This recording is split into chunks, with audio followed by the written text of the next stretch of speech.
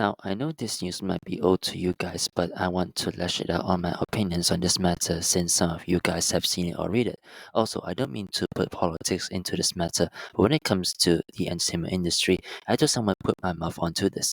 Some weeks ago, on October 29th, the United Nations has summoned the Committee on the Elimination of Discrimination Against Women, or CEDAW for short, and has filed a so-called Statement of Understanding report to Japan, or the government terms their ninth periodic report.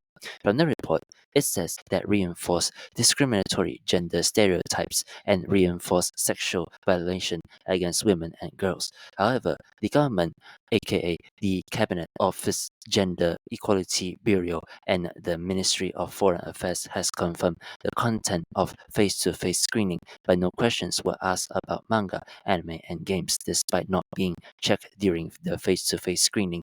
The company expressed its concerns. This one-sided content denies the freedom of expression in manga, anime, games, and calls for them to corner through legal action and surveillance, which is extremely unjust. Per from the free speech advocate and politician Yamada Taro, as the Japanese Cabinet Office and Gender Equality Bureau and the Ministry of Foreign Affairs confirm the contents. Now, if I had my say on this report from the so-called committee against under the UN here, I would say one thing though, it's very baseless, a waste of time, and very unproductive. Hence, bring me back to this topic that so-called the UN has gone rogue and woke. If some of you remember back in the middle school or high school, right, the teacher used to give history lessons about the governments and its entity inside it.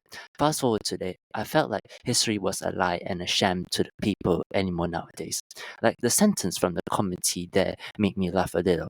It says, concern were expressed that pornography, video games, manga, and other animated products may incite violence against women and girls based on gender or sexual orientation. I don't see any concerns at all. What do you need to make legal measures implemented? Let me tell you though, 80 to 85% of the women watch yaoi every anime season every year. Where is the problem here? Also, don't get me started on America. In the USA, you give freedom to every TV shows, including animated ones, to have explicit movements or behavior in every subsequent episodes. Is that what you call concerns? This is like you putting yourself first to look nice and blame others next. Unless the people inside the UN don't watch anime, read manga, or play video games, then one would assume that the UN is full of old people that doesn't know what is so-called entertainment. The UN should know this differently. It's clear that the intersection of culture, media, and societal norms is complex. On one hand, manga and anime are not the only entertainment, but also a significant part of Japan's cultural export, contributing to its global soft power. Many fans around the world engage with these mediums not just for their stories and art, but for the cultural insights they provide. If you remove one part in the entertainment section, you are clearly removing something and everything that people think they enjoy and love, and that you are starting a problem and possibly a riot to the people around the continent to enjoy entertainment.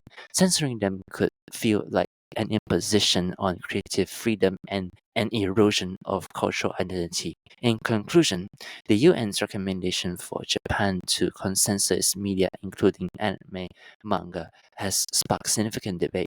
It highlights that the tension between persevering cultural expressions and addressing societal norms harms. While it's essential to uphold creative freedom and respect cultural heritage, it's equally important to consider the impact of media on societal attitudes and behavior. And if the UN continues to press on this matter, it might affect the cultural impact, where it could stifle creativity and unique cultural expressions that these media represent.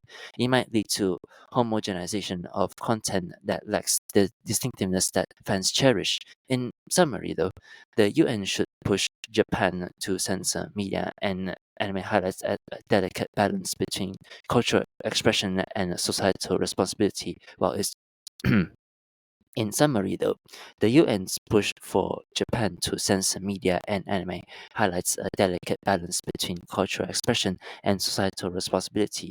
While it's crucial to address harmful content that could reinforce negative stereotypes or incite violence, it's equally important to persevere the artistic freedom and cultural significance of this medium. Ultimately, a collaborative approach that respects both creative and freedom and societal responsibility is the key to maintaining a vibrant and inclusive media landscape. With that, that's all for today's episode for today. Thanks for listening. Until next episode, goodbye.